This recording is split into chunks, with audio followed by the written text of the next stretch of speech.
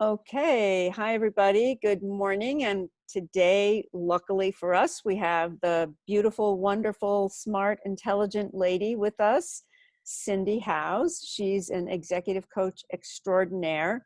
And I asked her here today because she's got some really good ideas for how we can improve our coaching, especially the executive coaches out there.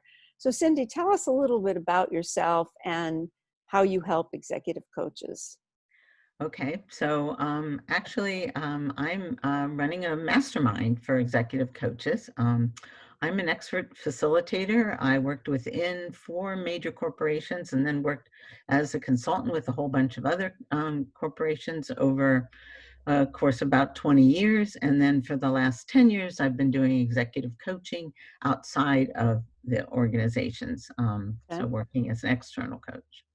That's great. So you have a lot of experience to share. Could you tell us a little bit about what you were doing as an internal coach, just quickly? Sure. So, well, I worked at PNC Bank, Pico Energy, the Vanguard Group, which is a mutual fund company, and AstraZeneca Pharmaceuticals. And in all those organizations, I worked in the HR department as an organizational development consultant and a Hmm. leadership development Hmm. trainer and coach. Great, great. So you've learned a lot in that time span that you can share with us. So do you want to tell us a little bit about some of your secrets that you can help us with today? Right. So, well, let me tell you how I came up with these three secrets, if you'll indulge me with a little bit of a story here. Okay, I'm Um, all ears. Can't wait to o- hear it. okay. So, I'm going to tell you about the day that I left Philadelphia, Pennsylvania to move to Savannah, Georgia. It was my last day in Philadelphia. I had actually stayed behind an extra morning to be able to attend my executive coach mastermind that I'd been a part of for about 10 years. Mm-hmm, mm-hmm. And we had about 20 members and we met in person. And we would talk about cases that we had with our executive coaching work. And it was the most incredible learning experience to be a part of every month. When I first joined, I thought they're going to be able to tell that I don't have as much experience as the rest of them. And they're going to be able to, will I be good enough to be part of this group and things like that. But over time, I'd contributed where I could with my ideas and my own coaching situations. Mm-hmm. So I knew other members had more experience than I did, but I seemed to be holding my own. So now picture this. This is after the meeting. Here I am in my little blue Honda, and right next to me is a giant bouquet of flowers, filling Oh, the car with fragrance.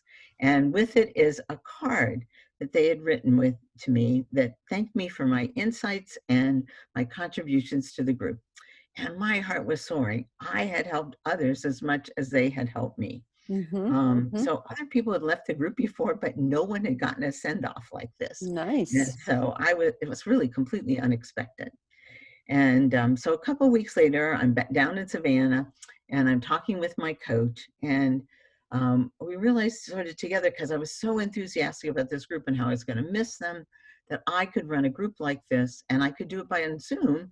And that would allow me to connect with coaches anywhere. Mm-hmm. And of course, now with COVID, that's become even more important for people to be able to do. Right, right. So I was thinking about this group that I was a part of, and they were the most extraordinary coaches. And I thought, well, what did they do that made them exemplars of Mm-hmm. successful coaches?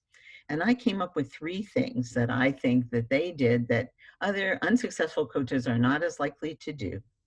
And so, would you like me to share those with I you? would love to hear about it, and I would love to also hear how you distinguish an exemplary coach from somebody who is not as exemplary as you describe.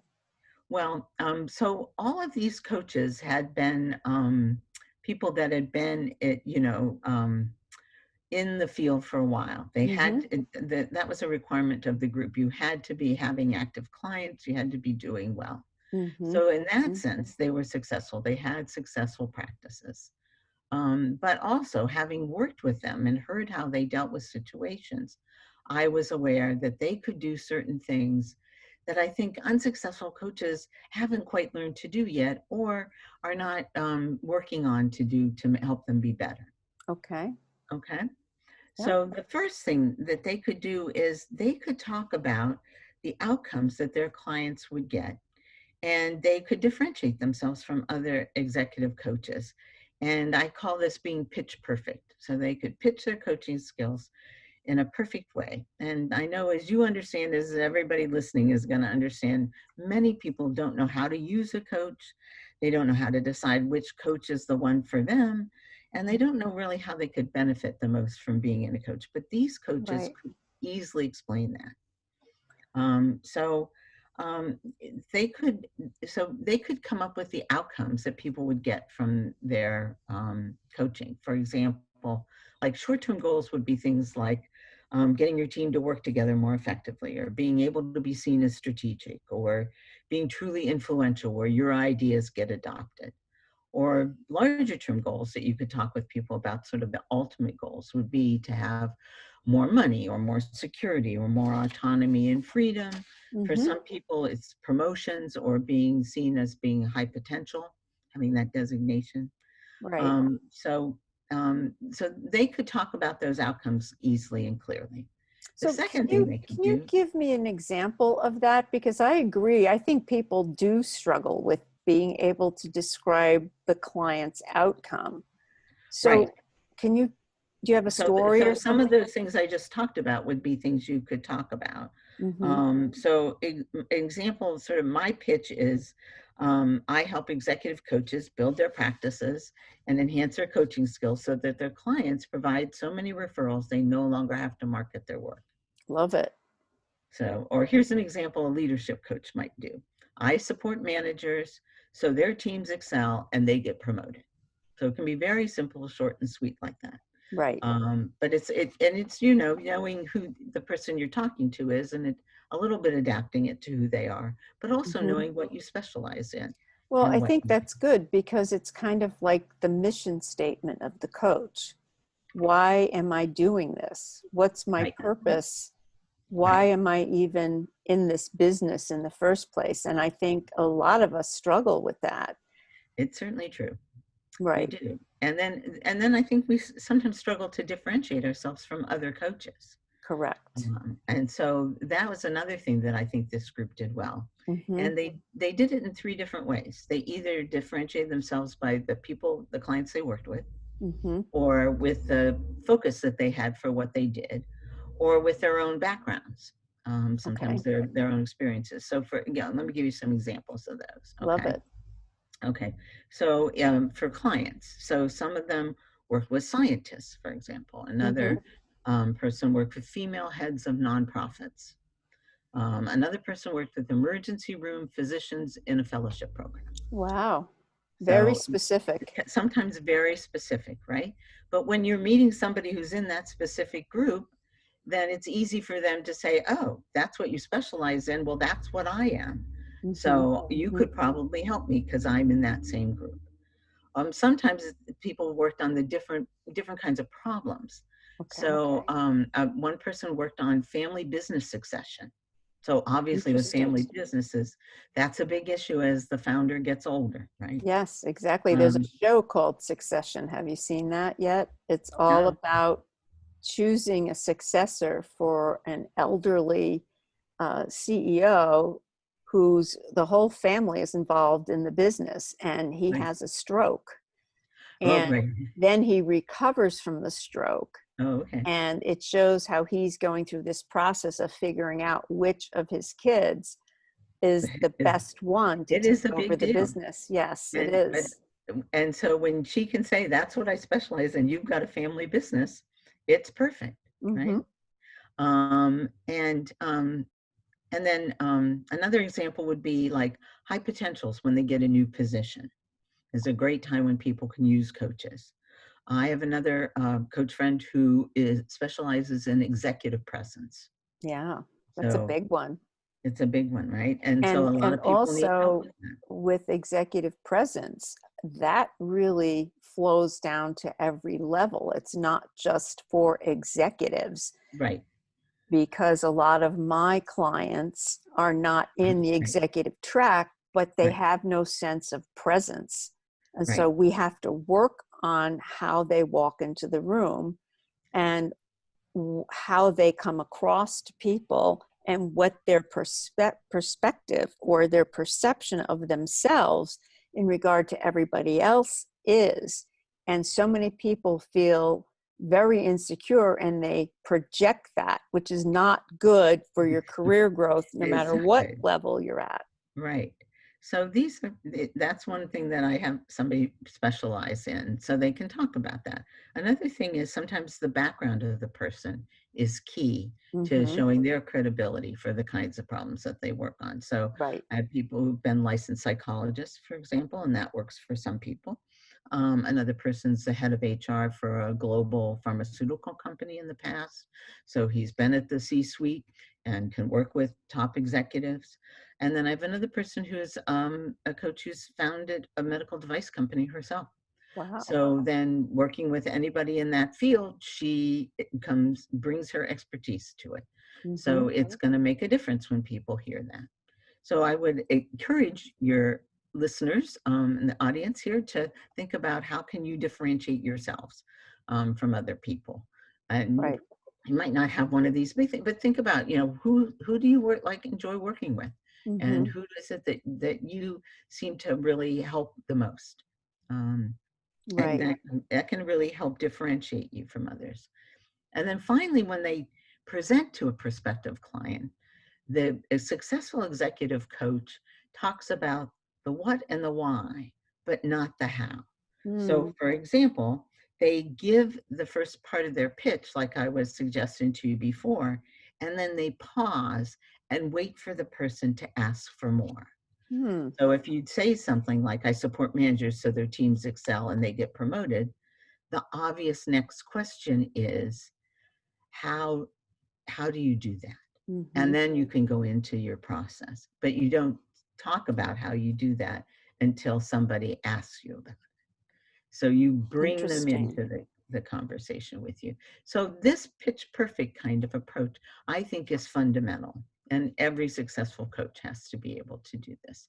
And I'm sure many of the people listening can do that very well. The Right. next two things I thought about, though, are a little more advanced. Mm-hmm. So the second one is that these successful coaches keep learning and growing as a coach. They don't consider their skills to be once and done, or Right. even that they're just good enough doing their job and practicing while they're doing it. They Mm-hmm. get additional help learning. So everybody in my group had long since finished their coach training, Mm-hmm. but they really wanted to keep improving on their skills. So they chose to join a mastermind Okay. and to do so. And so there are actually four different things I've seen people talk about as masterminds that are ways people can learn to be better coaches. Mm-hmm. So one way is you can get a supervising coach or an expert in the area you want to work on to work with you and do that individually. A second way is you could be part of a group that the expert is answering the questions that you have and everybody else is listening. Okay. A third way is you could have an informal mastermind where you coach each other. And the fourth way is to have a more formal group where there's a facilitator to manage it all, but everybody presents issues and everybody gives feedback and coaching and advice to each other. So it is a more egalitarian group like the third group, but more formal so that it will continue on. The problem Mm-hmm. with the informal groups is they work for a little while and then they sort of peter out for Yeah. most people. Right. Right. Because there's Um, no commitment. there's no commitment and there's not any ongoing structure either. Mm-hmm. And so they can be great. I'm not saying not, and all of these can work for people for different reasons. But this group had chosen the fourth thing. Mm-hmm. And so actually that's what I am running is that kind of group. So I see myself as an expert facilitator. Mm-hmm. I have facilitated in my role as an OD consultant for a long time. I've run organizations, I've run conferences, I've run a lot of different kinds of things, and then I've facilitated meetings for people. including my reunion from my class from No college. kidding. Oh my God. Yeah, That's and wonderful. That's a it lot was of work. That's a it was lot of work. it Good for was you. thrilling when they asked me to come back and do it a second time. So once Oh, they didn't wow. know how I would do it, but when they asked me the second 5 years later to come back and do it again, I knew that they appreciated what I could add in value. And so I really love doing that. And while I'm a good executive coach, I don't think I'm the best executive coach, but I think I'm really good at facilitating groups and keeping people involved. So Mm-hmm. I have started doing that, and if anybody is interested in that, they could just add to the say yes onto the coaching comments and give me some way to contact you, and I'll get back to you and give you more information about it. So how do we get in touch with you? Do you have an email or something that Sure. on your website that we can Okay. download or? So my website is still in the process of being completed, but I can give you, and I will put this into um, the responses after we put it up on Facebook. Okay. Mm-hmm. But let me give it to you now. So first, my email. It's cindyhouse3@gmail.com. And Cindy House is spelled CINDYHOWES, and then the numeral 3 @gmail.com. Okay, And then great. if you want to text me, I'll give you my phone number. It's, or you want to call me, either one, depends on your generation, which you prefer probably. Mm-hmm. 610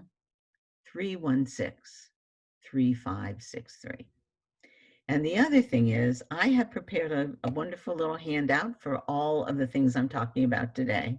So if you just like to get that, you can also just say, I called it an action guide. So you can say, send me the action guide, and I'll be happy to do that for you.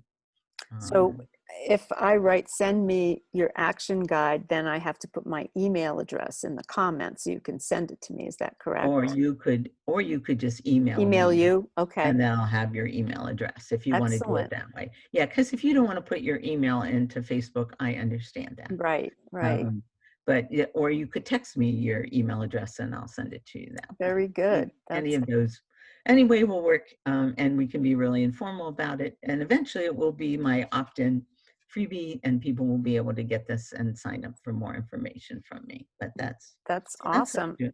That is just an amazing, wonderful way to learn how to be a better coach. And I have not heard anyone offer that kind of support or help in You all know, the I years haven't I've been found doing this. anything. I have Sorry? not found anybody who does this. In fact, it was a No. really unusual thing to be part of this group and to have it continue for 10 years. Mm-hmm. Mm-hmm. So I did an internet search, and I did find one group if you live in Colorado, your ICF group has a coaching group together you could do. But if you don't live in Colorado, you might not have access to such a group. So, Right, right. Well, some of the ICF groups have coffees, which they used right, to meet sure, physically, but right, now they're more virtual. right, And since I'm a member of ICF Global, I get the invitations from all over the place. Anybody that's got those coffees, Connecticut, Michigan, Maryland, but I'm a little hesitant to join in because I'm not a member of that group. right, But when they have them for the New England group, it's not really a coffee, but it's called something like open conversation or something, and they'll have a topic, and then depending on the number of people, we'll break it into smaller groups, or we keep it with the entire group, and we'll have a discussion about a particular conversation about a coaching problem, whatever it is, maybe a right, resistant client, or how do you set up your calendar or something. It's all over the place. It's right, just right, basically ideas that people can cling to and learn something from. Also, I know that ICF Michigan has a monthly competency um, class. So you will get one credit for it, right, but the entire conversation is about one particular competency, and it's not really bounded. It's you bring up examples that you've experienced or how maybe you're interpreting some of the new competencies. And it's very helpful to hear other people talk Yes. about those things, because if you're sort of in a vacuum, you don't really have anybody else to bounce those things off of. Well, And it's yeah. very lonely as a In coach. fact, that is my third um, successful thing that these executive coaches do. They get themselves into a community of like-minded coaches. Mm, Um, and that can provide a lot of benefits. So if we were able to be a little more interactive with this, I'd ask people to say, what kinds of groups are you in? Do you have a place where you can talk about these kinds of things? And there are a lot of benefits to being in this kind of group, in addition to building your skills. mm-hmm, So mm-hmm, that is obviously a very big one. But this kind right. of group can help you share tools and templates and processes. You get somebody to bounce your ideas off of, no matter what it's around. You get somebody to support you personally, because you're actually talking live on a Zoom call with real people that Mm-hmm, can really support you personally. Sometimes you can get a little bit of that from a Facebook group, and real good Facebook groups can provide some of that, but it's really nice to be able to have a time when you know you're going to get together with people and they're going to be able to support you. And then one of the things that I was able to do in this other group I was in that can really help people is people can bring opportunities to the group. Whether you do it publicly, as I did, to the whole group, or whether you just pick people in your group that would be appropriate to do mm-hmm. the kind of work. You can choose people to work with you on projects. I had two opportunities. One was coaching Apple managers, and you had to have a certain certification. But then I was able to recommend other people to be part of this program where we coach Apple managers, and I got to coach almost 3 dozen Apple managers over a That's couple weeks. awesome. It was so much fun, and it was really neat to find out more about Apple on top of Yeah, it. So you absolutely. don't know what kinds of opportunities you might get from being a part of an active community of coaches. And then it's also an opportunity, if you are an experienced coach, to give back and mentor other people Mm-hmm, who might mm-hmm, be less experienced than you. And mm-hmm. yet they still might have ideas that you would never have thought of, because if you work with one person on a group, or an expert, you're going to get their ideas, but you're not going to get that diverse array of ideas from different people's experiences. So I want my group to be really inclusive, to Mm-hmm. include people from lots of places and lots of walks, all doing executive or leadership coaching, but really focusing from different perspectives so that we can share those with each other and really broaden all of our experiences.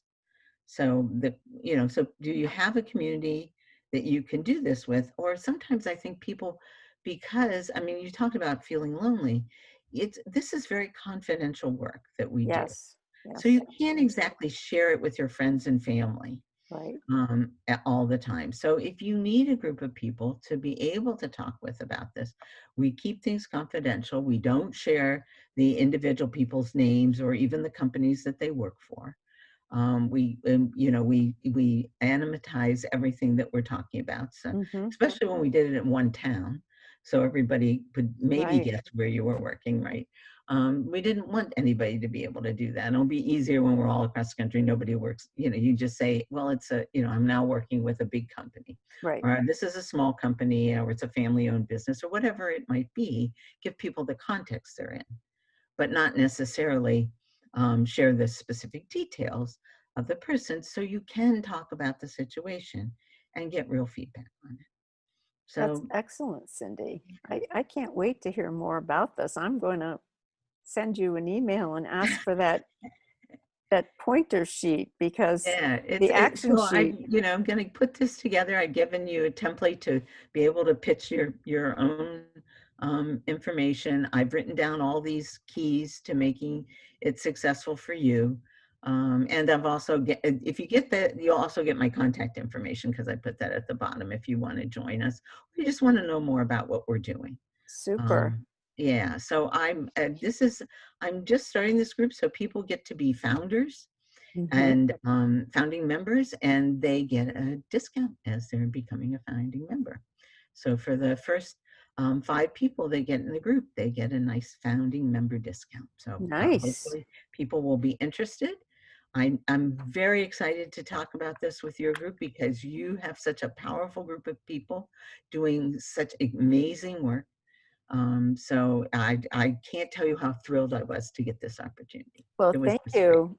It is just exciting to have you too, Cindy. And while you were speaking, I was thinking that was kind of the idea behind the group when I started it, was Yeah, to have an open dialogue about issues and questions that come up in the world of coaching or in any of the disciplines that some of the people are in, because they're not all right, coaches, right, but they are all people that work with others to help them to bring them to a different level, right, whatever their industry is or their right, discipline. And so this is equally as helpful to that group of people as well as our coaches. Now, right. do people have to be ICF certified coaches to be part of your group? No, they do not. Okay, that's interesting. That's good. That's good. Yeah. I do expect people to have had some kind of coach training Hmm. because I don't want somebody who's saying, well, I think I might want to be a coach. Right, But you don't have to have a thriving practice because that's one of the things we'll help you do. right. Uh, And so you're really looking for established, experienced coaches. So not someone who's brand new or has never had coach training specifically. That's right. I want, Okay, this isn't an introductory program. I okay, want experienced coaches to feel like they can come and they can present their ideas and they will be dealt with as experienced coaches. But I don't excellent. expect you to have a certain number of people you've Right. coached or have been doing this for a certain number of years or working at a certain level. I really want to encourage people who might even be struggling with how do I make this work, Hmm. and other people who are experienced who want to give back some to share that with other people. Right. And it'll be my job as a facilitator to make sure we have a balanced group, a group of people who are really engaged in the process. So we do expect you to have a client so you can bring issues, Hmm. Hmm. um, and we expect you to participate and give your ideas back, whether Well, it's I love questions. that. I just love that whole idea, because one of the things I'm finding a little disappointing about the coaching world is how competitive everybody is Uh, and yeah, how unwilling to share people are. And so you almost have to have boundaries on the trust. And that's where I think these groups are so helpful, because when I'm in one of these coffees or these competency meetings, right, the same types of things are expected. You're expected to help and support and also ask questions, so that there is a well-rounded level right, of participation and right. it's not a waste of everybody's time. Yes, So I encourage anybody who's watching this or listening to give Cindy your number or get in touch with Cindy, get that freebie that she's offering, and ask her more about what she's doing, because in my experience, that this type of a group is very, very helpful and very encouraging, because it is really lonely as an independent coach. it It's a is. little different when you're inside a company, because you see people every day and you Right, have lunch and you have various colleagues that you interact with. But when you're sitting at home in your office, it is a little bit stressful when you don't know what else is going on out there. So to join a wonderful group like this is a huge opportunity. And I encourage everybody to participate. thank you. I Well, you're really welcome, appreciate that. Cindy. And it's been just an honor to have you with us today. And I can't wait to catch up with you again. And I'm going to get that free download. I'm going to put my email in the chat in the comments as soon as I get this uploaded to Facebook. Okay, well, I Okay. look forward to hearing from anybody who's interested and wants some more advice like this. So I appreciate the opportunity, Mary. Thanks a lot. Oh, you're very welcome. And I'm looking forward to seeing you again soon. Yes. Thanks, Cindy. Take Okay, care. take All care. right. Bye-bye.